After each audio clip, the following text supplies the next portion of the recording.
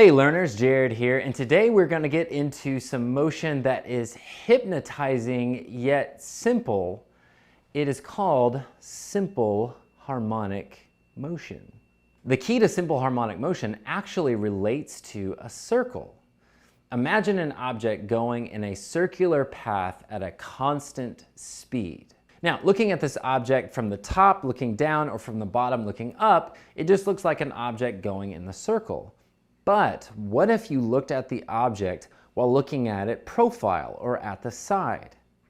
If you do that, it resembles an object that is oscillating at the end of a spring, moving quickly as it gets to the center of the spring, slowing down, reaching a full stop, and then turning around and going back the other way. It's also similar to an object like a pendulum. Notice that in the middle where the pendulum has the greatest speed, and then on either end the pendulum has to change direction, and in order to do that it has to first stop. The key things for objects in simple harmonic motion: where are they reaching their maximum acceleration, where are they reaching their maximum speed, and where are they reaching the maximum force acting on the object. Now, for an object oscillating on a spring, the maximum acceleration actually occurs at the endpoints, or what are sometimes called the amplitude of the oscillation.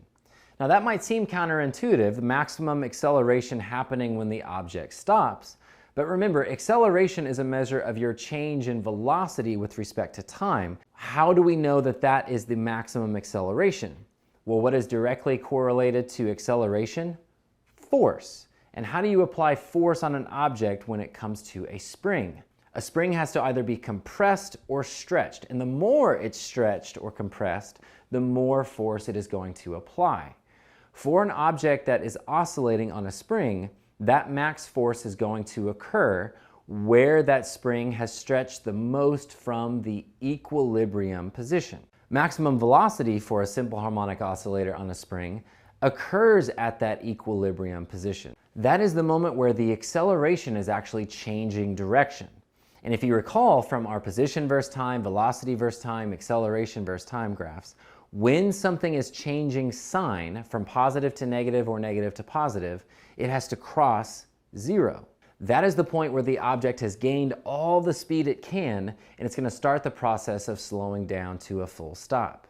You can't get any faster when an object is oscillating on a spring than at that equilibrium position, which is at the exact middle of the amplitude of oscillation.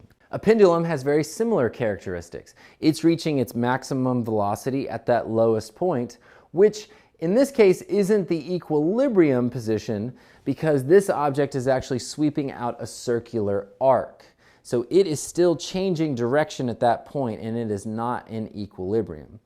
However, like the spring, the equilibrium position is in the middle of the amplitude of oscillation.